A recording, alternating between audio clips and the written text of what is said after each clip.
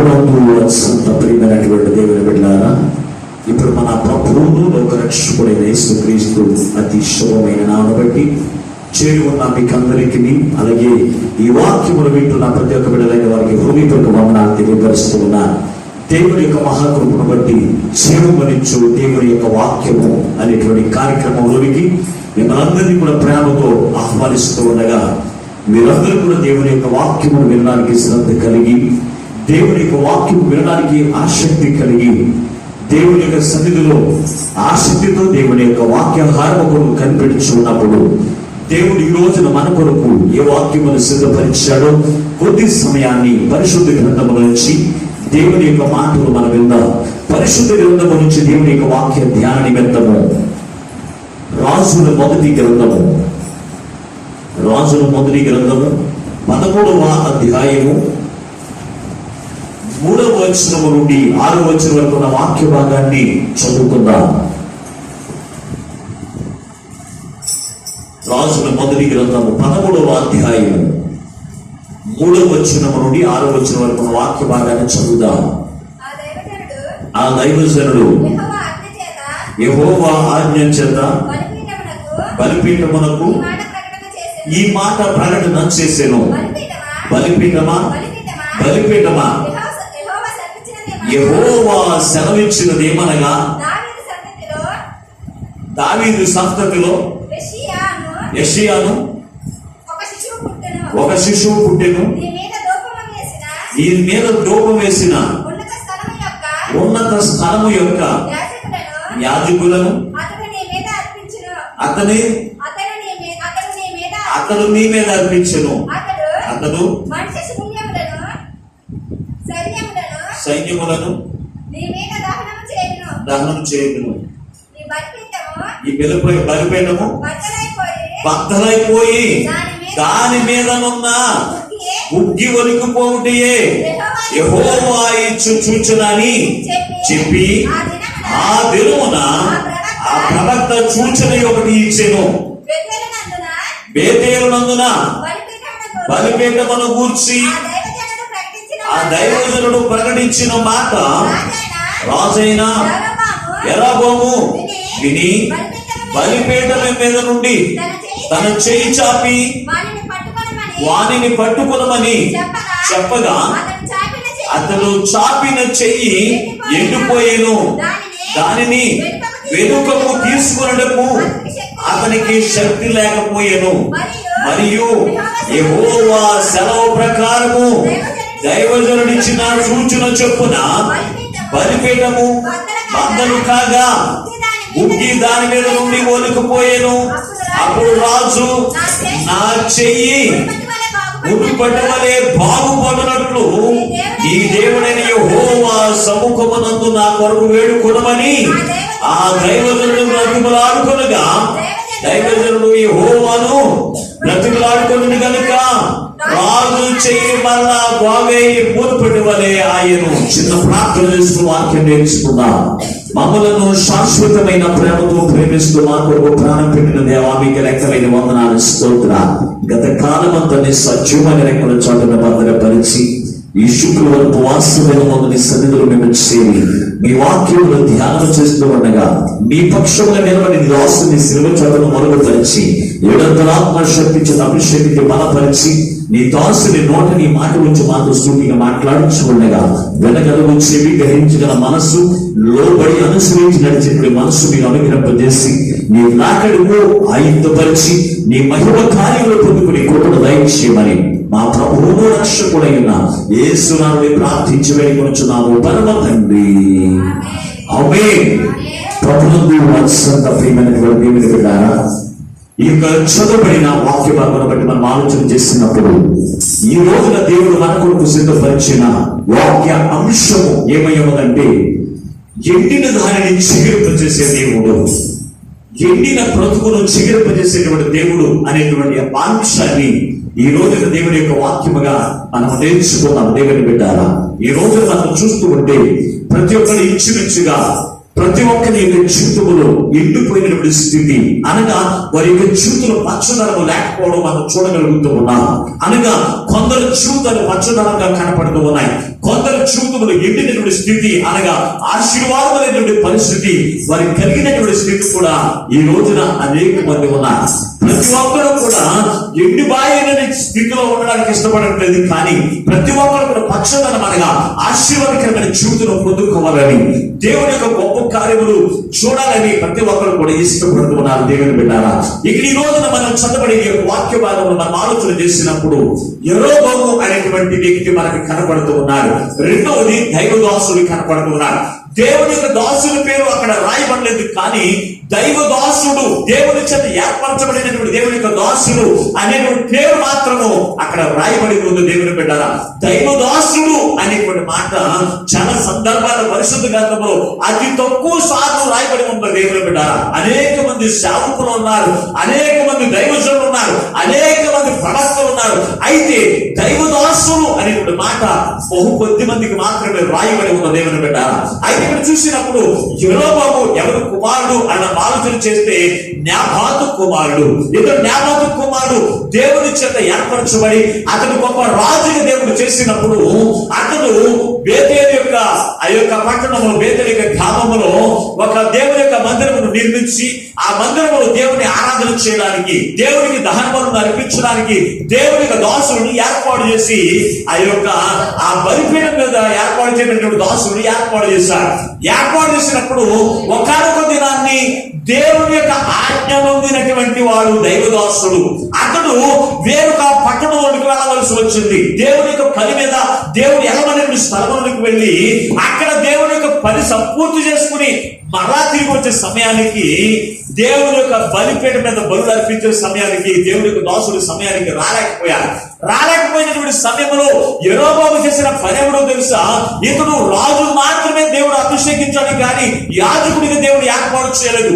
దేవునికి దహన బలులు అర్పించడానికి, దేవునికి ధూపం వేసేటువంటి ఆ యొక్క యోగ్యత ఎవరికి లేదంటే యెరోబోముకి లేదు. దేవుని బిడ్డ, అటువంటి సమయంలో దేవుని యొక్క దాసుడు ఆలస్యంగా వస్తున్నటువంటి సంగతి అతను తెలియక ఇంకెలాగో చాలాసేపు చూశాడంట. చూసి ఏం చేస్తాడో తెలుసా? అతను పర్వాలేదు, నాకు ఆరాధన చేయడం వచ్చు, నాకు ప్రార్థన చేయడం వచ్చు అని ఆలోచన చేసి ఆ బలిపీఠ మీదకి ఎక్కి దహన బలులు అర్పిస్తూ ఉన్నాడు. దేవుని బిడ్డ, బలిపీఠ మీదకి ఎవరు పడితే వారు ఎక్కడానికి వీల్లేదు.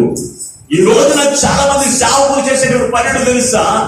వారి వయసు ఉడికిపోతూ ఉన్నప్పుడు, వయసు బడిపోతూ ఉన్నప్పుడు, వారు సేవ చేయనట్టు పరిస్థితి అయినప్పుడు ఏం చెప్తున్నారు తెలుసా అంటే, ఇష్టం వచ్చినప్పుడు సంఘాలు ఎవరో ఒకటి బలిపీఠం మీదకి ఎక్కించు వాక్యం చెప్పించడం, అందరి పక్షంలో ప్రార్థన చేయడం, ఇవన్నీ కూడా చేస్తున్నటువంటి పని ఎవరంటే యాజకులు నేర్పుతూ ఉన్నారు. దేవుని బిడ్డారా, అయితే ఇక్కడ చూసినప్పుడు అనగా ఇతను దేవుని యొక్క బలిపీఠం మీదకి ఎక్కి దహన బలులు అర్పించేటువంటి యోగ్యత లేనటువంటి యెరోబోము వెళ్ళి దహన బలులు అర్పిస్తూ ఉన్నాడంటే దేవుని బిడ్డారా, అదే సమయానికి దేవుని యొక్క దాసుడు వచ్చేసాడు దేవుని యొక్క మందిరం దగ్గరికి.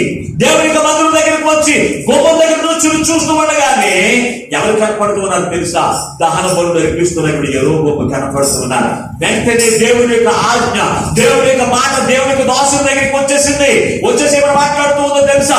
ఏ యోగ్యత లేనటువంటి యెరోబోము దేవుని యొక్క బలిపీఠం మీదకి దహన బలులు అర్పిస్తూ ఉన్నాడు. ఇదిగో ఇప్పుడే నువ్వు ఒక మాట సావి, ఇప్పుడే ఇదిగో నువ్వు దహన బలులు అర్పిస్తూ ఉండగానే ఆకాశం నుండి వచ్చి అగ్ని దిగు వచ్చి వేసి ఆ యొక్క బలిపీఠం అంతా కూడా బద్దలైపోయి అక్కడ ఉన్నటువంటి బలి అర్పిస్తున్నటువంటి ఆ యొక్క బూళ్ళంతా కూడా ఒలిగిపోతున్నది సెలవిస్తున్నప్పుడు వచ్చి అదే మాట సెలవిస్తూ ఉన్నాడు దేవుడి యొక్క దాసుడు. రాజుతో మాట్లాడుతూ ఉన్నాడు, ఓ రాజా, ఓ అవివేకి, నువ్వు చేస్తున్న పని ఏంటి? అవివేక పని ఎందుకు చేస్తున్నావు? దహన బలి అర్పించిన యోగ్యత నీకు లేదు, దేవునికి బలు అర్పించిన సామర్థ్యం నీకు లేదు, ఎందుకు నువ్వు ఎక్కి బలు అర్పిస్తూ ఉన్నావు? నువ్వు చేసినటువంటి పనిని బట్టి ఇప్పుడే చెప్తూ ఉన్నాను, దేవుడు ఆకాశం నుండి అగ్ని కురిసి ఆ యొక్క బలిపీఠం మీదకి వచ్చి వేసి దేవుడి ఆత్మ చేత ఆ బలిపీఠం అంతా కూడా బద్దలైపోతుంది, ఉగ్గంతా కూడా ఒలిగిపోతుందని సెలవిచ్చాడు. దేవుడి బిడ్డ, సెలవిచ్చిన వెంటనే ఆ మాట అనగానే ఆ రాజు అధికారి కనుక అతను ఏమని మాట్లాడుతున్నాడు? చేయి చూపించాడంట. ఓ దైవజనుడా అని చెప్పి అతన్ని శిక్షలోని నడిపించడానికి చెయ్యెత్తాడంట. దేవుని బిడ్డ, చేయెత్తినప్పుడు ఆకాశం నుండి అగ్ని దిగి వచ్చవలసింది. దహన బలి, ఆ బలిపైన మాత్రం కూడా బద్దలైపోయింది, ముగ్గు వలిగిపోయింది. చెయ్యెత్తినటువంటి చెయ్యి ఏమైపోయింది తెలుసా? ఎత్తిన చెయ్యి ఎత్తినట్టుగానే ఎండిపోయిందంట. దేవుని బిడ్డ, అతను చెరసాల్లో వేయి అందాం అనుకున్నాడు అంతే. చివరి వరకు మాట రాలేదు, చెయ్యి చూపించాడు అంతే. ఎంతో బలముగా ఉన్నటువంటి రాజు చెయ్యి, జీవము కలిగినటువంటి దేవుడు అతని యొక్క చెయ్యి ఎండిపోయిందంట. ఎత్తిన చెయ్యి ఎత్తినట్టే ఊడిపోయింది. మాట రావట్లేదు, ఆ చేత్తో కలుపుదామని చెయ్యి కదట్లేదు. ఆ చెయ్యి అంతా కూడా చచ్చుబడిపోయి ఎండిపోయిందంట. దేవుని బిడ్డారా, ఎండిపోయినటువంటి పరిస్థితి అతను పొందుకున్నాడు. దేవుని బిడ్డారా, అయితే వెంటనే జ్ఞాపకం వచ్చింది, ఇది దేవుని యొక్క పని తప్ప వేరొక పని కాదు. నేను దేవుని ఎదుట అవివేక పని చేయడం ద్వారా నా చెయ్యి ఎండిపోయింది. దేవుని ఎదుట అవి నేను చేయకుండా పని నేను చేయడం ద్వారా నా చెయ్యి ఎండిపోయింది గ్రహించినటువంటి ఈ యెరొబోము ఏమని మాట్లాడుతున్నాడు తెలుసా? ఓ దైవజనుడా, ఓ దైవజనుడా, నా చేతి కొరకు నువ్వు ప్రార్థన చెయ్యి. నా చెయ్యి ఇది వరకు ఎలాగైతే జీవము కలిగినటువంటిదిగా ఉందో, ఇది వరకు నా చెయ్యి ఎలాగైతే బలమైనదిగా ఉందో, అటువంటి స్థితి మరలా రప్పించడానికి నా కొరకు వేడుకొను అయ్యా అని చెప్పి దైవ దోషుని బ్రతుకులాడుతున్నాడు. దేవుని పిల్లరా, బ్రతుకులాడుతూ ఉన్నప్పుడు వెంటనే అతను ఆ స్థితి రావడానికి అవకాశం లేదు. అందుకే అతను మాట్లాడుతున్న ఈ యొక్క మాటలో మనం చూసినప్పుడు 5వ వచనంలో ఒక శ్రేష్టమైన మాట రాయబడి ఉంది. ఒకసారి చూడ, ఒకసారి. మరియు యెహోవా సెలవు ప్రకారము సూచన చెప్పున బద్దలు కాగా ఒలికిపోయేను. అప్పుడు రాజు మునుపటి వలె బాగుపడినట్లు ఒకసారి 4వ వచనంలో అతని చెయ్యి ఎండిపోయేను, దానిని వెనకకు తీసుకున్నకు అతనికి శక్తి లేకపోయేను. దేని వెనక తీసుకోవడానికి? ఎండిపోయిన స్థితిని మరలా జీవమైనటువంటి చేసుకోవడానికి, ఎండినటువంటి స్థితిలో నుంచి మరలా బలమైనటువంటి పరిస్థితుల్లోనికి నడిపించడానికి అతనికి శక్తి లేకపోయాను. లాక్కుంటున్నాడంట, వెనక్కి లాక్కుంటూ ఉన్నాడు, చేయి రావట్లేదు. ఎన్నో ప్రయత్నం చేశాడు. దేవుడే ఎండబెట్టేస్తే దాన్ని మరలా బలపరుచుకునేవాడు ఎవడు ఈ లోకంలో?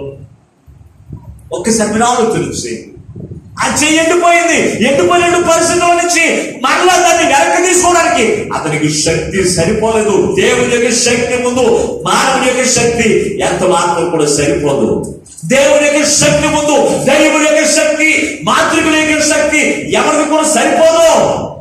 అతని శక్తిని మరలా వెనక్కి తీసుకోవడానికి అతనికి శక్తి లేకపోయినందున దైవజనుడి దగ్గరికి వెళ్ళాడు. దైవదర్శనం ఆశ్రయిస్తున్నాను. ఓ దైవజనుడా, నా చేతి కొరకు మరలా ఇది వరకు నా చేయి ఎలాగైతే బలముగా ఉందో, నా చేయి ఇది వరకు ఎలాగైతే శక్తివంతముగా ఉందో, నా చేయి ఇది వరకు ఎలాగైతే జీవముగా ఉందో, అట్టి పరిస్థితి మనలో వచ్చినట్లుగా బాగు చేయని అయినా అని దైవజనుడి దగ్గరికి వచ్చి ప్రార్థన చేయమంటున్నాడు. దేవుని బిడ్డారా, అప్పుడు దైవజనుడు అతని కొరకు ప్రార్థన చేయగా అతని చేయి మునుపటి స్థితి వలె మరలా శక్తి పొందుకున్నట్లుగా మనం చూడగలుగుతూ ఉన్నాము. దేవుని బిడ్డారా, ఈ వాక్య భాగంలో ఆలోచన చేస్తే ఒకరి యొక్క జీవితం ఎండిపోయినటువంటి పరిస్థితి కలిగి ఉందంటే, పచ్చమున్నటువంటి కుటుంబము ఏమీ లేనటువంటి పరిస్థితులు ఈ రోజున అనేక మంది అయిపోయారు. ఇది వరకు నాకు 20 ఎకరాల పొలం ఉన్నటువంటిది, 100 ఎకరాల పొలం ఉంది, ఇది వరకు నాకు ఎన్నో ఆస్తుపాస్తులు ఉన్నాయి, ఈ రోజున ఏమీ లేదు, తినడానికి కూడా ఆహారం లేదు అనేటువంటి కుటుంబాలు ఈ రోజున లేకపోలేదు. ఎందుకు ఆ ఎండిపోయిన పరిస్థితి వచ్చింది? ఎందుకు అతని యొక్క జీవితంలో పచ్చదనం పోయింది? పచ్చదనం అనేది ఆశీర్వాదము. ఆ పచ్చదనం పోవడానికి గల కారణం ఏమిటి? దేవుని ఎదుట నువ్వు అవివేక పని చేసినప్పుడు, దేవునికి కోపం పుట్టించినటువంటి పనులు చేసినప్పుడు నీ పరిస్థితి అంతా కూడా ఏమైపోతుందో తెలుసా? ఎండినటువంటి పరిస్థితి నువ్వు కలిగినటువంటి వారిగా ఉంటావు. దేవుని విన్నాను, ఎండినటువంటి స్థితి నువ్వు కలిగి ఉంటావు. ఆ ఎటువంటి స్థితి వరకు నువ్వు వెళ్లకుండా ఉండాలి అంటే దేవుని ఎదుట నీకు అప్పగించిన పనిని నువ్వు నమ్మకంగా చేయాలి. దేవుని ఎదుట దేవుడు నీకు ఏ యోగ్యత ఇచ్చాడో, దేవుని ఎదుట నీకు ఏ సామర్థ్యం దేవుడు ఇచ్చాడో ఆ సామర్థ్యం సామర్థ్యంలో నమ్మకంగా మనం ముందుకు కొనసాగించుకుంటూ మనం వెళ్ళాలి. కానీ దేవునికి కోపము కలిగించే విపత్తులు కానీ, దేవుని ఎదుట అవిధేయత కలిగిన జీవితము కానీ మనం జీవించే వారిగా ఉంటే మన యొక్క బ్రతుకులన్నీ కూడా ఎండిపోతాయి. ప్రభువు దేవుని బిడ్డలారా, ఈ రోజున చాలా మంది యొక్క బ్రతుకుల్లో ఎంతో పచ్చదనం కనపడట్లేదు. ఏమి లేని పరిస్థితి గల కారణం ఏంటో తెలుసా? ఎండిన బ్రతుకులకు దేవుడు చిగురుపచ్చేటమైన సమర్థుడు అనే విశ్వాసం లేకుండా ఈ రోజు ఏం చేస్తున్నాడు తెలుసా? దేవునికి వ్యతిరేకంగా నడుచుకోవడం, దేవునికి వ్యతిరేకంగా ప్రవర్తించడం, వారు జీవించి వారి యొక్క బ్రతుకుల్లో ఆనందాన్ని కోల్పోతూ ఉన్నారు, వారి యొక్క బ్రతుకుల్లో ఆశీర్వాదాన్ని కోల్పోతూ ఉన్నారు. ప్రభువునందు దేవుని బిడ్డారా, ఎవరున్నారు పరిశుద్ధ గ్రంథంలో అటువంటి పరిస్థితి ఎవరున్నారు అని ఆలోచన చేస్తే ఎఫ్రాయిము మనకు కనపడుతూ ఉన్నాడు. చదువుదాం ఒకసారి హోషేయ గ్రంథం 13వ అధ్యాయము 15వ వచనం ఒకసారి చదవనమా? హోషేయ గ్రంథం 13వ అధ్యాయము 15వ వచనాన్ని.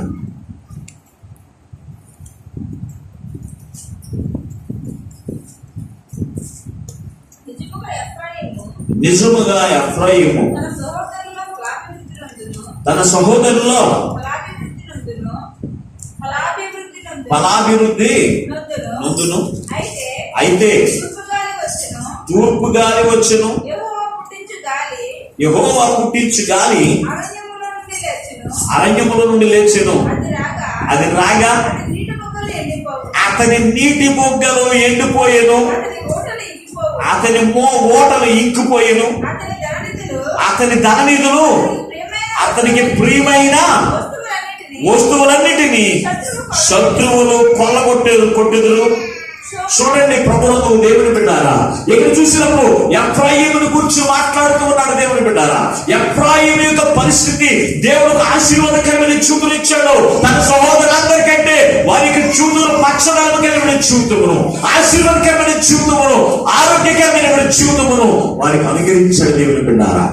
అయితే ఒకానొక దినాన్ని ఏమైందో తెలుసా? తూర్పు గాలి వేసిందంట. ఈచి అతని యొక్క బావులన్నీ కూడా ఎండిపోయి అతడు చేస్తున్న ఏ పని కూడా సఫలం అవ్వట్లేదు. అతడు ఆ యొక్క పంటను ముడుస్తూ ఉన్నాడు కానీ చేతికి రావట్లేదు. అతని యొక్క భూములన్నీ కూడా ఎండిపోయి అతని యొక్క జీవితం తినడానికి కూడా ఆహారం లేని పరిస్థితి రావడానికి గల కారణం ఏమిటి? అతడు చేసినటువంటి దోషం ఏమిటి అని మీరు ఆలోచన చేస్తే ఎఫ్రాయిము దేవుని ఎదుట ఎలాగో జీవించడో తెలుసా? ఎఫ్రాయిము ఎలా జీవించడం ఒకసారి చూడ. పరిశుద్ధ గ్రంథములో 4వ అధ్యాయం, హోషేయ గ్రంథము 4వ అధ్యాయము 17వ వచనాన్ని చదవండి ఒకసారి. ఎఫ్రాయిము విగ్రహాలతో కలిసిపోయాను, వారిని అలాగనే ఉండనేమో, వానికి ద్రాక్షారసము చేదాయేను, ఒళ్ళు తెలియని వారు మానక వ్యభిచారము చేయవారు, వారి అధికారులు సిగ్గుమాను వారై అవమానకరమైన దానిని ప్రేమితులు. సుడిగాలి ఆయన్ను చుట్టుకొని పోవును, తాను అర్పించిన బలును బట్టి వారు సిగ్గునందుదురు. ప్రభువునందు దేవుని బిడ్డారా, ఇక్కడ చదవబడిన యొక్క వాక్య భాగంలో చూసినప్పుడు ఎఫ్రాయిముల యొక్క పరిస్థితి ఎండిపోయినటువంటి పరిస్థితి వచ్చిందంట. వారు ఉన్నట్టు పచ్చదనం కనపడలేదు, ఎక్కడ వెతికినా కానీ ఎండిపోయినటువంటి పరిస్థితి. చూడండి, ఎండిపోయిన పరిస్థితి ఎవరు కూడా కోరుకోరండి. మా బిడ్డలు పిల్ల పాపలతో పచ్చగా ఉండాలని ఎవరైనా ఆశీర్వదిస్తారు, కానీ మా బిడ్డలైన వారు ఎండిపోయిన పరిస్థితి కలిగి ఉండాలని ఎవరైనా దీవిస్తే ఊరుకుంటారా? తల్లిదండ్రులైన వారు రక్త సంబంధులు ఎవరైనా ఊరుకుంటారా? ప్రభువునందు దేవుని బిడ్డారా, ఎఫ్రాయిమును దేవుని యందు విశ్వాసం ఎందుకు చూడనప్పుడు, దేవుని యందు భయభక్తులు కలిగిన వారు ఎందుకు చూడనప్పుడు వారి యొక్క జీవితంలో పచ్చదనాన్ని కలగజేశాడు దేవుడు. వారి యొక్క జీవితంలో ఆశీర్వాదం చేత వర్ణింపాడు. వారిని సమృద్ధికరమైన జీవితం వారికి ప్రసాదించి ముందుకు కొనసాగిస్తూ ఉన్నప్పుడు ఒకనొక దినాన్ని వచ్చేసిన తప్పిది ఏంటో తెలుసా? ఎండిపోయిన పరిస్థితి రావడానికి కారణం ఏమిటి అని మనం ఆలోచన చేస్తే, ఎఫ్రాయిమీయులు ఎవరితో కలిసిపోయారంట? ఎవరితో కలిసిపోయారు? అందరూ చెప్పండి, దేంతో కలిసిపోయారు? మరి అంతకు ముందే నాకు దేవుని యొక్క బిడ్డలైన వారే. వారు చేసిన అవివేక పని ఏమో తెలుసా? వారి యొక్క జీవితం అంతా కూడా ఎండిపోయిన పరిస్థితి రావడానికి గల కారణం ఏంటి? వారు బావులు ఎండుకొని ఎండిపోయి పంటలు ముడుతున్నారు, అవి ఎండిపోతూ ఉన్నాయి, చేతికి ఏ ఒక్క రూపాయి కూడా రావట్లేదు. గల కారణం ఏంటి? అక్కడ ఆలోచన చేస్తే ఎఫ్రాయిమీయులు వాళ్ళు ఏం చేశారో తెలుసా, విగ్రహములతో తెలిసిపోయారు. చెడు నడత నడిచారు, సిగ్గుమార్గనుడు చూపులోనికి వారు ప్రవేశించారంటే దేవుని పెట్టారు. అటువంటి పరిస్థితులను బట్టి ఎఫ్రాయిముడి యొక్క పరిస్థితి కూడా ఏమైపోయిందో తెలుసా, ఎండిపోయిన పరిస్థితి ఏర్పడింది దేవుని పెట్టారు. ఈ రోజున ఎవరిని ఊరకని దేవుడు ఎండిపోయిన స్థితి దేవుడు ఇవ్వడింది. చాలా మంది అంటూ ఉంటారు, దేవుడు నాకు అన్యాయం చేశాడు, ఇదిగో నేను ఇంతకు ముందు ఎంతో ఉన్నతమైన స్థితిలో ఉండేవాడిని, ఇంతకు ముందు నేను అనేక మందికి నేను పెట్టేవాడిని, ఇంతకు ముందు అనేక మందికి నేను సహాయం చేసేవాడిని, ఈ రోజున నాకే ఆహారం లేదు, అనేకులకు చేయి చాపవలసి వచ్చింది. ఎందుకు వస్తుంది చేయి చాపవలసిన పరిస్థితి? ఎందుకు వచ్చిన పరిస్థితి? ఎవరు తీసుకొచ్చిన పరిస్థితి అనేది ఆలోచన ప్రతి ఒక్క క్రైస్తవుడు మానవుడు ఆలోచన చేయవలసినటువంటి వారు దేవుని పెట్టారు. ఎఫ్రాయిమీయులంట వారు ఊడుస్తూ ఉన్నారు, ఊడుకు రావట్లేదు. వారి బాధలన్నీ కూడా ఎండిపోయి తినడానికి కూడా ఆహారం లేదు. వారి మీదకి అశ్షూరు రాజు దిగి వచ్చి వారి శత్రువులంతా కూడా ఏం చేస్తారు తెలుసా, నశింపజేసేస్తూ ఉన్నారు. అటువంటి దౌర్భాగ్య పరిస్థితి ఎవరు తెలుసుకున్నారండి? ఎఫ్రాయిమీయులు తెలుసుకున్నారు. ఈ రోజున యెహోవా యొక్క చెయ్యి ఎండిపోవడానికి గల కారణం ఏంటి? దైవజనుడా, దైవజనుడు చేయవలసిన పని ఎవరు చేశారండి? ఒక రాజు చేశారు. రాజు పని రాజుదే, విశ్వాస పని విశ్వాసదే, యాజకుడు పని యాజకుడు చేయాలి. యాజకుడు పని విశ్వాసం చేయకూడదు. రాజు పని యాజకుడు చేయడానికి వీల్లేదు. రాజు పని రాజు చేయాలి. అతనికి ఇచ్చిన అభిషేకం అది, అతనికి ఇచ్చిన అధికారం అది, అతని పని తను చేయడానికి వీల్లేదు. ఇతను ఎవరి పని చేస్తాడంటే అవివేక పని చేస్తాడంట. దహన బలులు అర్పిస్తూ ఉన్నారు యాజకుడు చేసినట్లుగా. యాజకుడు అనేకుల కొరకు ప్రార్థించడం, అనేకుల కొరకు దహన బలులు అర్పించడం, ఆరాధన చేయడం, దేవునికి ఈ పైన సువాసన అరగింపజేసేవాడు ఎవరంటే దైవజనుడు. ఆ దైవజనుడు ఆలస్యంగా వచ్చాడని చెప్పి యెహోవా ఎక్కి బలిపీఠం మీదకి ఎక్కాడంట దేవుని బిడ్డ. ఏమైపోయింది? చెయ్యి ఎండిపోయింది దేవుని బిడ్డ. అతని చేతిలో జీవము లేదు, అతని చేతి చచ్చిపడిపోయింది, నరాలన్నీ కూడా బలమలేదు. అతను లాక్కుందామన్నా కానీ అతనికి శక్తి చాలకపోయింది. ఈ రోజున దేవుని ఎదుట నువ్వు అవివేకం పని చేసినప్పుడు, దేవుని ఎదుట నువ్వు దేవునికి విరుద్ధమైన పనులు చేసినప్పుడు, దేవుడు నీ కుటుంబంలో ఎండిపోతే కనుక దానిని వెనక్కి లాక్కోవడానికి నీ శక్తి సరిపోదు. యోబు తన యొక్క చేతిని వెనక్కి లాక్కోవడానికి చూశాడంట. తన శక్తి సరిపోకపోయినందున అతను దైవజనుడి దగ్గరికి వెళ్ళి బ్రతుకులాడుతూ ఉన్నాడు. అయ్యా, నా చేతిని మునుపటి స్థితి వచ్చినట్టుగా ప్రార్థన చేయి దైవజనుడా. మరి అంతకుముందు ఏమన్నాడు? అంతకుముందు ఏమనలేదు, ఇంకా రాబోయాడు అంతే. ఇతను తీసుకెళ్లి సరసంగా వెయ్యమందాం అనుకున్నాడు అంతే. ఆ మాట కూడా రాలేదు, రాకుండా నేను చెయ్యకపోయింది. అప్పుడు అనుకున్నాడు, అయ్యో ఇది దేవుడు నివసించే స్థలము, దేవుని యొక్క ఆత్మ దిగి వచ్చే స్థలము. ఈ ఉగ్రతకు దేవుని యొక్క శక్తికి నేను తట్టుకునే పరిస్థితి నాకు లేదు, దేవుని యొక్క అభిషేకం నాకు లేదు అని అప్పుడు ఆలోచన చేసి అతను ఏం చేశాడో తెలుసా? కుమిలిపోతూ దైవజనుడా నా కొరకు ప్రార్థించాడు. ఈ రోజున కుటుంబాలు ఎన్నో ఎండిపోతూ ఉన్నాయి. కుటుంబాల్లో పక్షుదానాలు చాలా కుటుంబాలు నేను చూస్తూ ఉన్నాను. దేవుడి నుంచి తొలగిపోయి దేవుని యొక్క అవివేక పని చేసి వారి యొక్క బ్రతుకులు ఎండిపోయిన స్థితికి చూపుతారు. అనేక మంది ఉన్నప్పటికీ కూడా దేవుని యొద్దకు వచ్చి బ్రతుకులు ఆడలేటువంటి క్రైస్తవులు ఉన్నారు, విశ్వాసులు కూడా అనేక మంది ఉన్నారు. ప్రభుత్వం దేవుని బిడ్డారా, వీరు చేసిన పని విగ్రహాలతో కలిసిపోయి వారి చెడునంత నడిచి వారి యొక్క జీవితం అంతా కూడా ఎండబెట్టేసుకున్నారు. దేవుని బిడ్డ, ఇంకెందుకు దౌర్భాగ్య స్థితిలో కలిగి ఉన్నారు ఆలోచన చేయండి. దేవునికి ఎందుకు కోపం వస్తుంది? ఎందుకు కోపం వస్తుంది? దేవునికి విరుద్ధంగా నడిచిన కోపం వస్తుంది. దేవుడు తనకు అప్పగించిన పరిచయం కూడా దేవుడు పనిచేసిన దేవునికి కోపం వస్తుంది. అంతేకాదు, క్రీస్తులో నువ్వు ఫలించకపోయినా దేవునికి కోపం వస్తుంది. కుటుంబాలు ఎండపోతే అనిస్తాడు దేవుడు. మత్తయి 20వ అధ్యాయం 21వ వచనంలో నాకు కనపడుతూ ఉంది. అక్కడ అంజూరపు చెట్టును చూసి శపిస్తూ ఉన్నాడు. దానికి ఫలము లేవు, ఆకులు దానికి ఫలము లేనప్పుడు యేసు ప్రభువు దాన్ని చూసి దాని యొక్క పళ్ళు వెతికినప్పుడు పళ్ళు కనపడలేదు. దాన్ని చూసేమన్నాడు తెలుసా? ఇదిగో నువ్వు ఎండిపోవును కాక అన్నాడు. అది అప్పుడే తక్షణం ఎండిపోయింది. గల కారణం ఏంటి? అది క్రీస్తులో ఫలించలేదు. దేవుని యొక్క తోటలో ఎదిగింది, దేవుని యొక్క తోటలో స్థానం తీసుకుంటూ ఉంది, దేవుని ఆశీర్వాదం పొందుకుంటూ ఉంది, దేవుని కానీ దేవుడు ఫలింపు జీవితం లేకపోతే జీవితం ఎండిపోతుందా? చాలా జాగ్రత్తగా ఆలోచన చేయండి. ఒకనొక దినాన్ని దగ్గరికి వచ్చి క్రీస్తువును పరిశుద్ధున్నావా లేదా అని నిన్ను చూసినప్పుడు క్రీస్తువును ఆత్మ ఫలము నీలో కనబడకపోతే దేవుడు నిన్ను ఎండిపోచేస్తాడు. నిన్ను ఎండిపోచేస్తాడు. దేవుడు విన్నారా? చాలా జాగ్రత్తగా ఆలోచన చేయండి. ఒకటి, విశ్వాసం ఎండిపోచేస్తాడా? సేవకులకి ఏ శిక్ష ఉండదా? సేవకులు ఎప్పుడు కూడా ఆరోగ్యంగా, సేవకులు ఎప్పుడు ఆశీర్వాదకరంగా ఉండాలా అని మీరు అనుకోవచ్చండి. సేవకులు కూడా ఉందండి ఎండిపోయి గురించి. జకరియా గ్రంథం ఒకసారి చూడొకసారి. జకరియా గ్రంథము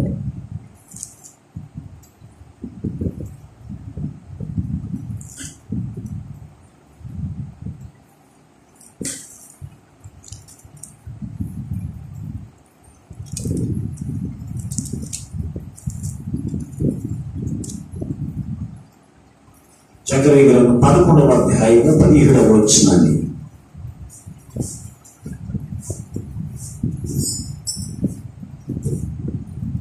మందను విడిచిన వాడు చదవరమ్మా.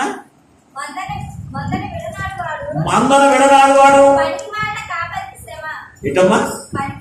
పనికి మారిన కాపరికి శ్రమ. అతని చేయులు కుడికన్నును తెగవేయబడును, అతని చెయ్యి బొత్తిగా ఎండిపోవును, అతని కన్ను కుడికంటికి దృష్టి.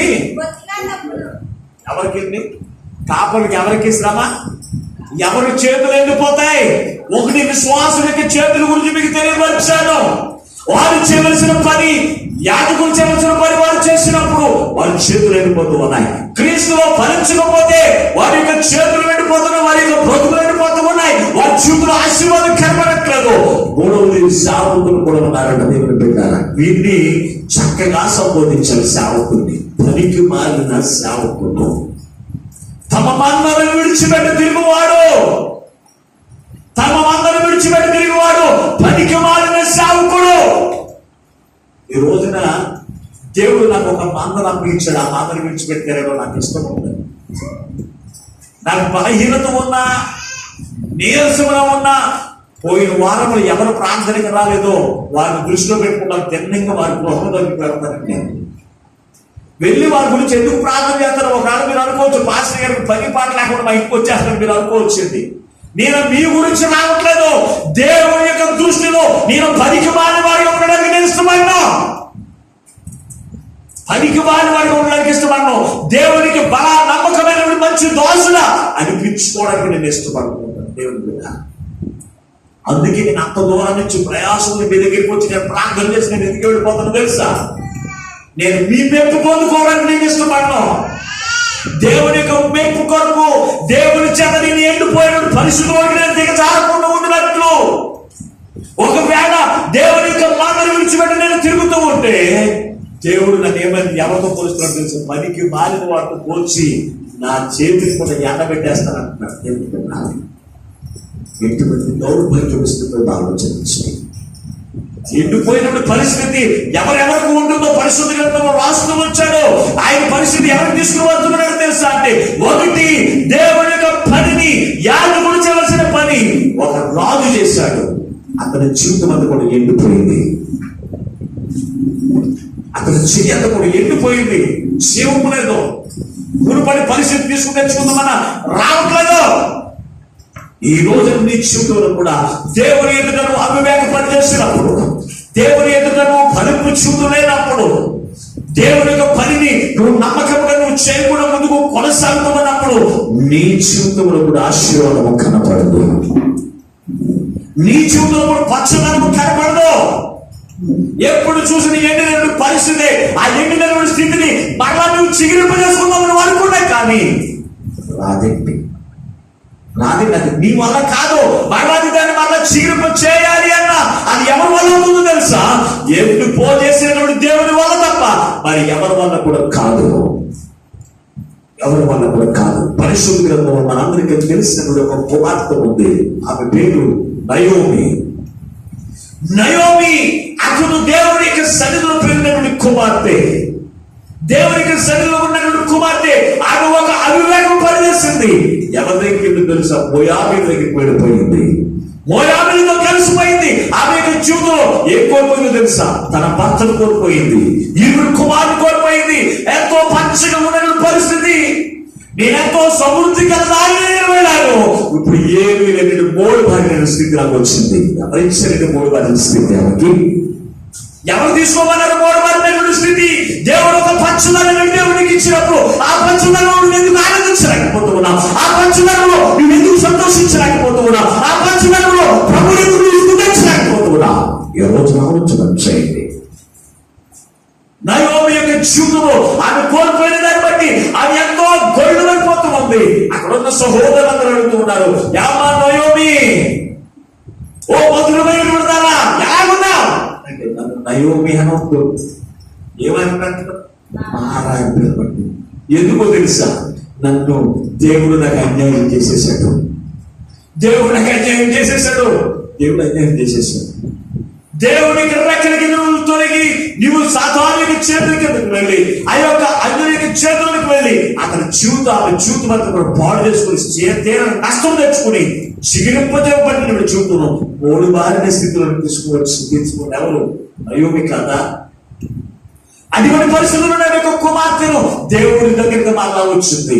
దేవుడి దగ్గరికి వచ్చి మరలా దేవుడి దగ్గరికి వచ్చి సిగ్గుపడకుండా దేవుడి దగ్గరికి వచ్చి మరలా ప్రాధేయపడుతూ ఉన్నప్పుడు దేవుడు ఆమె యొక్క జీవితం మంచిగా చేశాడు. చూద్దాం ఒకసారి పరిశుద్ధంలో రూతు గ్రంథం 4వ అధ్యాయం 15వ వచనం ఒకసారి చదవండి. నిన్ను ప్రేమించి 7 కుమారుల కంటే నీకు ఎక్కువగా ఉన్నా నీ కోడలి ఇతని కన్ను ఇతడు నీ ప్రాణమును ఓదార్చి ముసలితనమున నీకు పాశుకుడగినని నయోమితో చెప్పాను. ఏమైపోయింది? మళ్ళా దేవుడి దగ్గరికి వచ్చినప్పుడు తన యొక్క కోడలకు పుట్టినటువంటి బిడ్డనే ఈ ఒక ఆధారం చేసి ఎండిపోయిన పరిస్థితి మూడు భార్య చూపుకెళ్ళినటువంటి నయోమిని దేవుడు మరలా చిగిరింపజేశాడు. దేవుడు బిడ్డ మరలా చిగిరింపజేశాడు. ఎప్పుడు? తన యొక్క కోడలు రూతును తీసుకుని మరలా ఎవరి దగ్గరికి వచ్చింది? దేవుని యొక్క బేతేలుకు వచ్చేసింది. బేతేలుకు వచ్చిన తర్వాత బేతేలులో ఏముందో తెలుసా? పచ్చదనం ఉంది. నేనైతే నా దేవుని యొక్క మందిరము పచ్చని ఒలివ మొక్క వలె ఉన్నట్టు దావీదు పలుకుచున్న మాట అబద్ధము కాదు. దేవుని యొక్క మందిరంలో నివసించిన వారు, దేవుని యొక్క సన్నిధిలో బ్రతికిన వారు, దేవుని యొక్క సన్నిధిలో జీవించిన వారి యొక్క జీవితంలో మూడు వారిని జీవితం అయిపోతుంది. వారి యొక్క జీవితంలో పచ్చదనం మనం చూడగలుగుతాం. వారి జీవితంలో ఆశీర్వాదం చూడగలుగుతాం. వారి జీవితంలో సమృద్ధి కలిగినటువంటి వారిగా వారిని మనం చూడగలుగుతాము. ప్రభువును దేవుని విన్నారా? యెహోవాము అతను దేవుడి యొక్క రక్షణ కింద ఉన్నప్పుడు, దేవుడి యొక్క మాట ప్రకారం అతను జీవించినప్పుడు సొలొమోను దగ్గర ఉన్నటువంటి దాసుడు నబాతు అతని యొక్క కుమారుడు దేవుడు రాజు చేసినప్పుడు ఎంత యోగ్యత దేవుడిచ్చింది, ఎంత యోగ్యత కలిగిన జీవితం దేవుడు ఇచ్చాడు. ఒక్కసారి మీరు ఆలోచన చేయండి. ఆ స్థితిని మర్చిపోయాడు. దేవుడు చేసిన ఉపకారములు, దేవుడు చేసిన కార్యములు మర్చిపోయి దేవుని యొక్క బలిపీఠం మీదకి ఎక్కాడు. దేవుడు అవివేకం పరిస్థిస్తాడు. అతను చేయకపోయింది. మళ్ళా ప్రతిలాడుతున్నాడు. దేవుడి యొక్క దాసుడా నా చేతి కొరకు ప్రార్థించు. అయ్యో చేయకపోయింది కదని రెండో చేయి చూపించి ఆ యొక్క దేవుని యొక్క దాసుని మందలించలేదు. దేవుని యొక్క దాసుని మీద అధికారం చూపించలేదు. దేవుని యొక్క శక్తి గురించి యెహోవాకు తెలుసు. అయినప్పటికీ కూడా దేవుని యొక్క బలిపీఠం మీద ఇక్కడ భయం లేకుండా ఆ వివేక పని బట్టి దేవుని యొక్క ఆశీర్వాదమును కోల్పోయి మూడు వారిని చూపునందరూ పొందుకున్నాడు.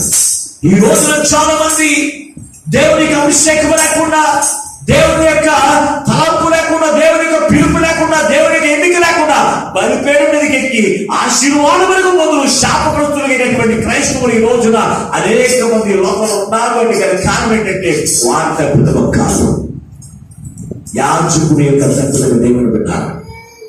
యాజకుని యొక్క తప్పిదమే. ఇతడు చేసిన అవివేకం పని బట్టి దేవునికి దాసుడు మాట్లాడుతూ ఉన్నాడు, నీవు చేసిన అవివేకం పని ఏమిటి? ఇప్పుడే దేవునికి ఆకాశం వచ్చి ఆ బలిపీఠం అంతా కూడా బద్దలు కొట్టేస్తుంది, ఆ బుగ్గంతా కూడా ఒలికిపోతుంది, అంతా కూడా తగలబడిపోతుంది అని చెప్పాడు. అంతే ఆ మాట ఎంత నేను నెరవేర్చు. ఈ రోజు నేను జీవితున్నాను 3 వారిని చూపులు ఎప్పుడు కూడా కోరుకోను. దేవునికి అందులో విరోధంగా నువ్వు జీవించినప్పుడు, దేవునికి అబుధేయంగా నువ్వు జీవిస్తున్నప్పుడు, దేవుని యొక్క కోపం నీ మీదకి వచ్చి నీ యొక్క జీవితం నీకు ఉన్నటువంటి ఆశీర్వాదమును ఆ యొక్క కోపం ద్వారా తొలగించబడినట్లయితే ఎందుకు నా జీవితం కలగవుతుంది? పక్షులుగా ఉన్న నా కుటుంబము, దేవునికి ఆశీర్వాదం చదువున్న నా కుటుంబము, శాంతి సమాధానం చదువున్న నా కుటుంబము, ఆరోగ్యకరంగా ఉన్న నా కుటుంబము ఈ రోజు ఎందుకు ఈ దౌర్భాగ్యం స్థితి పట్టింది? ఈ ఎండిపోయినటువంటి స్థితి ఎందుకు వచ్చింది? అయ్యో, నేను దేవుడి నుంచి తొలగిపోవడం ద్వారానే, దేవుడి ఎదురు అవివేకపరిచడం ద్వారానే, దేవుడు నేను ఫలిపించడం లేకపోవడం ద్వారానే, దేవుడు నాకు ఇచ్చిన పనిని నేను నమ్మకంగా చేయకపోవడం ద్వారానే నా పరిస్థితి అది కూడా ఎండిపోయిన పరిస్థితి వచ్చిందని ఎంతమంది గ్రహించగలుగుతున్నారండి? ఈ రోజు నీ జీవితంలో దేవునికి ఆశీర్వాదం చదివి నింపడానికి ఇష్టపడుతూ ఉన్నాడు. అందుకే నీ ఎండిపోయిన పరిస్థితిని మార్చగల సమర్థులు నా యేసయ్య తప్ప ఈ లోకంలో ఎవరు కూడా లేరండి.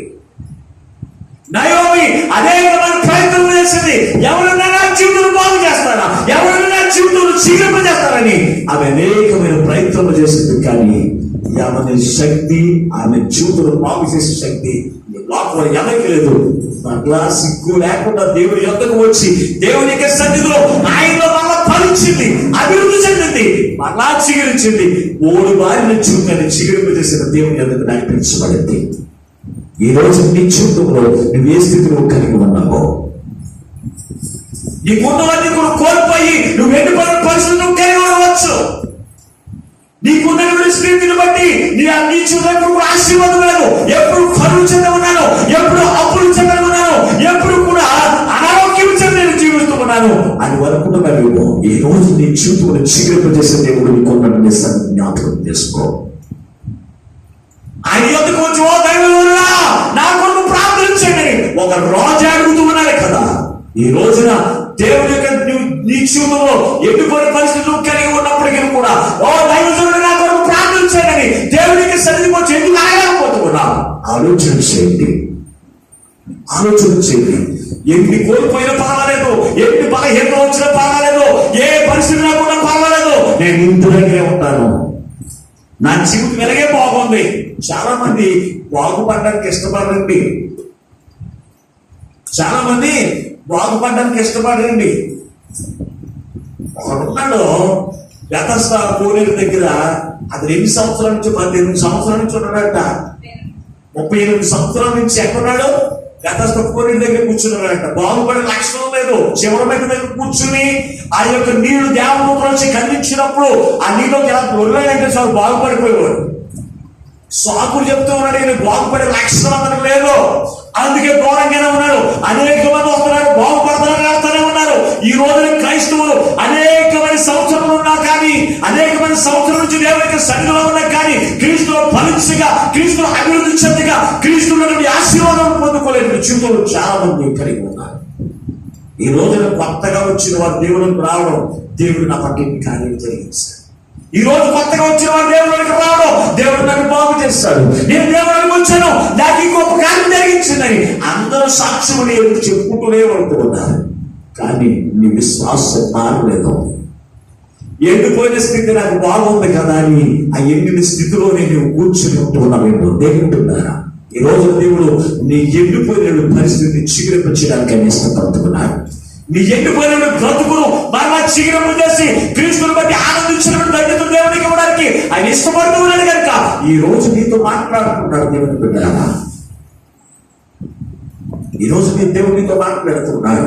ఆనాడు నయోమి యొక్క జీవితం చిగురింపజేసిన దేవుడు యెహోవా యొక్క చేతిని, ఎండిపోయినటువంటి చేతిని మరలా బలపరిచి మరలా పూర్వపు స్థితిని దేవుడు కలగజేసిన దేవుడు నీ పరిస్థితిని కూడా మార్చడానికి ఆయన ఇష్టపడుతూ ఉన్నాడు. ఎంతలో ముందు నువ్వు ఆరోగ్యవంతులుగా ఉండవచ్చు, ఎంతలో ముందు నువ్వు ఆరోగ్యవంతులుగా ఉండవచ్చు. ఈ రోజు నువ్వు పరిగెత్త కలిగి ఉన్నావేమో, మళ్ళా దేవుడు నీకు సంపూర్ణ ఆరోగ్యం ఇచ్చేందుకు మునుపటి ఆరోగ్యాన్ని దేవుడిని కరెక్ట్ చేయడానికి ఇష్టపడుతూ ఉన్నాడు. ఇంతకు ముందు నువ్వు అనేక మంది పెట్టేవాడి ఉండవచ్చు, ఈ రోజున నీవే అనేకుల యొక్క సహాయం కోసం ఎదురు చూస్తున్నావేమో. దేవుడి నువ్వు అనేకులకు పెట్టినటువంటి మునుపటి పరిస్థితులు దేవుడు మరణానికి ఇవ్వబోతున్నాడు. మరణానికి పక్షదానాన్ని కలిగించడానికి ఆయన ఇష్టపడుతూ ఉన్నాడు. దేవుడు పెట్టారా, ఆయన ఊరకనే దేవుని కూడా ఎండుకోమని చెప్పలేదండి. యాజకులు కూడా ఎవరు ఎండుకోమని చెప్పమని అధికారం కూడా ఇవ్వలేదు. కానీ అక్కడ ఉన్నటువంటి ఆ రాజు అతడు చేసే అవివేకం పని బట్టి నీ చెయ్యి ఎండుకోవని కాక మాట మాత్రం ఎంత మాత్రం కూడా అర్థమైంది. ఏ చెయ్యి ఎత్తి చూపిస్తూ ఉన్నాడో ఆ చెయ్యి ఎండిపోయిందని దైవజనుడు వైపు చూపించినప్పుడు, దైవజనుడు అంటే చాలా మందికి లోకం ఉంది. దైవజనుడు అంటే చాలా మందికి లోకమా. దైవజనుడి వైపు చూపించి ఎన్ని నిందలు వేయడానికైనా సరే, ఎన్ని మాట్లాడడానికైనా సరే, ఎన్నో మాట్లాడే దైవజనుడే కదా. నా పక్కింటి అన్నట్టు ఊరుకుంటున్నా, నా పక్కింటి అన్నట్టు ఊరుకుంటున్నా. దైవజనుడితో మాట్లాడు కదా, రోజు కూర్చుని వెళ్ళిపోతారని దైవజనుడి వైపు చేతులు బాగా వేసేటువంటి క్రైస్తవులు ఈ రోజున లేకపోలేదు. నిద్ర వేసేవారు కావచ్చు, లేకపోతే మాట్లాడేవారు కావచ్చు, ఎంతో మంది ఉండవచ్చు. దేవుడు పెట్టారా, ఇక్కడ ఉన్నటువంటి మహారాజు ఒక అధికారం కలిగినటువంటి వాడే చేయకుండా దేవుడు ఊరుకోలేదు దైవజనుడి మీదకి. అతను చేతిని ఎండిపోచేసినటువంటి దేవుడు. దైవజనుడు అంటే దేవుని చేత ఎన్నుకోబడిన వాడు, దేవుని చేత ఏర్పరచబడిన వాడు. అటువంటి దైవజనుడు పని అతను దేవుడి యొక్క పరినిమిత్తము ఎక్కడ పోయి వచ్చినప్పటికి లేట్ అయిందని చెప్పి అతని పని ఎరుగోపు చేస్తే దేవుడు ఊరుకుంటాడా? ఊరుకుంటాడండి. బలిపీఠం మీదకి నీ దహనం అర్పించేస్తున్నాడంట. అయ్యో ఏం చేస్తున్నావు ఈ అవివేక పని అని అడిగాడు. అంతే. దేవుడి యొక్క ఆత్మ ఆకాశం నుండి దిగి వచ్చి వేస్తుంది, దాన్ని తట్టుకునే శక్తి నీకు సరిపోదు అని మాట్లాడుతూ ఉన్నప్పటికీ కూడా వినలేదు. దైవజనుడి మీదకి చేయి చూపించాడు, ఎత్తిన చెయ్యి కాస్త ఎండిపోయింది. ఈ రోజున దేవుడి యొక్క దాసుల మీదకి నిద్ర వేయడానికి కానీ, దేవుడి యొక్క దాసుల మీద తప్పులు పట్టుకోవడానికి కానీ చేతులు ఎంత మాత్రం కూడా లేవనివ్వకండి. ఎందుకంటే మీ చేతులు ఎండిపోతాయి. మీ చేతిలో జీవం ఉండదు. ఏది చూసినా ఏది పట్టుకుందామని చేయలేటువంటి పరిస్థితి ఏముండదు. అటువంటి పరిస్థితి మీరు తెచ్చుకోవద్దు. ఈ రోజున నువ్వు ఎండినప్పుడు పరిస్థితుల నుంచి శిబిరింపజేసిన పరిస్థితులకు దేవుడు నడిపించడానికి ఇష్టపడుతున్నాడు కనుక ఈ రోజు దేవుడు నీతో మాట్లాడుతున్నాడు. ఆయన పరలోకం నుండి విడిచిపెట్టి లోకంలో ఎందుకు దిగి వచ్చేసాడో తెలుసా? నీ బోరు బారిని విడిచిపోతున్నావు, నీ ఎండిపోయిన స్థితిని మరలా చిగిరింపజేసి నేనైతే దేవుని యొక్క మందిరము పచ్చని ఒలివ మొక్క వలె ఉన్నానని దావీదు సాక్ష్యం ఇచ్చినట్టుగా నీవు కూడా సాక్ష్యం ఇవ్వాలని దేవుడు ఈ రోజు నీతో మాట్లాడుతూ ఉన్నాడు. నీ పరిస్థితి ఎండిపోతే కనుక, నీ జీవితంలో ఆశీర్వాదం కనబడకపోతే కనుక దేవుని ఎదుట రండి. మాకు ప్రార్థన చేయండి దైవజనుడా అని దైవజనుడిని వేడుకోండి. దైవజనుడు మీ పక్షంలో ప్రార్థన చేస్తే కనుక, యెహోవా పక్షంలో ప్రార్థన చేసినప్పుడు, ఆ యెహోవా పక్షంలో ప్రార్థన చేసినప్పుడు దేవుడు ప్రార్థన ఆలకించి అతని యొక్క మునుపటి స్థితి ఇచ్చినట్లుగా దైవజనుడు ప్రార్థన చేసినప్పుడు నీకున్నటువంటి మునుపటి స్థితిని దేవుడు నీకు ఇస్తాడు. దేవుడికి పెట్టాలి. మునుపటి ఉన్నటువంటి ఆరోగ్యం దేవుడికి ఇస్తాడు. మునుపటి ఆశీర్వాదం దేవుడికి అనుగ్రహం చేసి ప్రభువును బట్టి స్తుతించే గొప్ప ధన్యత దేవుడికి ఇవ్వబోతున్నాడు. ఈ రోజున ఈ శుక్రవారం ఉపవాసం ముందు దేవుడు నీ యొక్క జీవితంలో ఈ రోజున మరలా నీ ఎండిన స్థితిలో నుంచి మరలా చిగిరింపజేసి నీ బ్రతుకుల ఆనందాన్ని కనిపించడానికి ఆయన ఇష్టపడుతున్నాడు. ఒకసారి ఆలోచన చేయండి. ఎండిపోయిన చేతికి చిగురిస్తే ఎంత సంతోషం అండి. మాట్లాడలేదు, సంతోషమా కాదా? ఎండిపోయిన చేతికి. అలాగే ఏ విధమైన స్థితిలో ఉన్నటువంటి మన యొక్క జీవితం దేవుడు చిగురింపజేసి మరలా అభివృద్ధి పరుస్తూ దేవుడికి ఆశీర్వాదం చేత నింపుతూ ఉన్నప్పుడు ప్రభువుని బట్టి మనం సంతోషించుగా. మునుపటి స్థితి ఎలా ఉంది నీ స్థితి? ఒక్కసారి ఆలోచన చేయండి. నువ్వు దేవుని వచ్చిన నీ స్థితి ఎలా ఉంది? ఒక్కసారి ఆలోచన చేయండి. ఈరోజు దేవుని వచ్చినప్పుడు దేవుడు సొలొమోను దగ్గర పనిచేసేటువంటి నాబాతు కుమారుడు రాజు చేశాడు. దేవుడు ఆ ఆశీర్వాదాన్ని మరిచిపోయాడు. దేవుడు నాకేం చేశాడు? దేవుడి యొక్క భయం లేదు, దేవుడి యొక్క భక్తి లేదు. చెడుని అతను అనడం, చెడు ప్రవర్తన జీవించడం అతను జీవించాడు. అవివేకం పనిచేశాడు. చేసిన దాన్ని బట్టి నేనే కదా మందిరం కట్టించాను,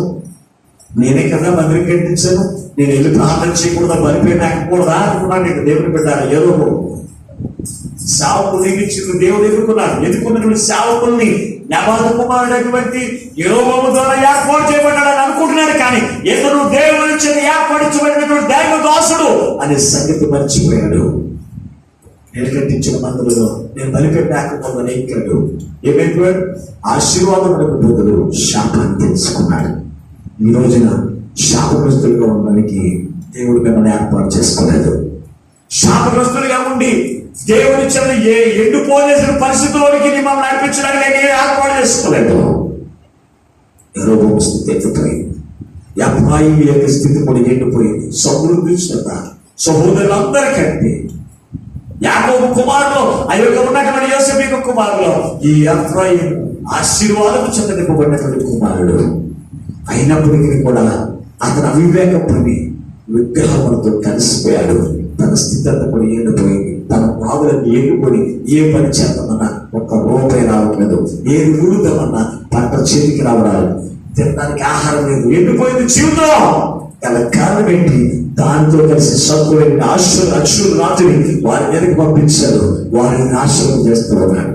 ఆ పరిస్థితి అంతా కూడా ఎవరు తెచ్చుకున్నారంటే ఎఫ్రాయిము తెచ్చుకున్నాడు. దేవుని బిడ్డ ఎఫ్రాయిము తెచ్చుకున్నారు. ఈ రోజు అటువంటి పరిస్థితులు తెచ్చుకోవడానికి దేవుడికి ఇష్టం లేదు. కనుక నువ్వు దేవుడికి వచ్చిన నీవు, దేవుడి చేత ఎన్నుకోబడిన నీవు, దేవుడి చేత పిలవబడిన నీవు చేయవలసిన పని క్రీస్తులో ఫలించాలి. నేను మందిరానికి వెళ్తున్నాను, వస్తున్నాను, ఎవరు చూడట్లేదు అనుకోవడానికి వీల్లేదు. ఏదో ఒక్క రోజు వచ్చి దేవుడి దగ్గరికి వచ్చి చూస్తాడు. నువ్వు క్రీస్తులో ఫలిస్తున్నావు అనేదని. నీరు ఆత్మ ఫలం ఉన్నాయా లేదని పరిశీలించినప్పుడు ఫలం లేకపోతే ఎండిపోవునుగా అంటాడు దేవుడు. నీ జీవితంలో నీ కుటుంబంలో మరలా ఎండిపోయిన పరిస్థితుల్లోకి నువ్వు రాకుండా ఉన్నట్టు నువ్వు దేవుడికి వచ్చినప్పుడు క్రీస్తులో ఫలించి అభివృద్ధి చెంది ఆత్మ ఫలముల చేత దేవుని సంతోషపెట్టి దేవుడి యొక్క ఆశీర్వాదం చేత నింపబడి ధన్యత నీకు ఇవ్వడానికి దేవుడు ఇష్టపడుతూ ఉన్నాడు. సావుకులు ఉన్నారు. దేవుడి చేత దేవుడి యొక్క కాపులు చేసిన సావుకులు ఉన్నారు. దేవుడి యొక్క మందని విడిచిపెట్టి కనుక వారు కూడా ఎండిపోతారంట. వారి కూర్చి ఎండిపోతున్నాయి. వారి ఆశీర్వాదం ఇవ్వడానికి కూడా చేయలేకదంట. అంటే వాళ్ళ జీవితంలో ఏది కూడా వారికి ఇవ్వడం పనికి మారిన సేవకులు అన్నాడు వారిని గురించి. కనుక దేవుని బిడ్డలారా, ఈ రోజున మీరు సేవకులే కావచ్చు, విశ్వాసులే కావచ్చు. దేవుడికి ఒక పని అప్పగించినప్పుడు ఆ పనిలో నమ్మకంగా ముందుకు కొనసాగండి. ఆ పనిలో విశ్వాసంలో ముందుకు కొనసాగండి. దేవుని యొక్క ఆశీర్వాదం వచ్చిన మిమ్మల్ని నింపుకోపదని దేవుడు తెలుస్తాను. ఈ శుక్రవారం దేవంలో దేవుడు ఈ రోజున ఎంతవరకు నీ స్థితిలో ఉంటే కనుక ఈ రోజు క్రీస్తు దగ్గరకు వచ్చిన మీరు దేవునికి దాసులారా మా కొరకు ప్రార్థన చేయండి.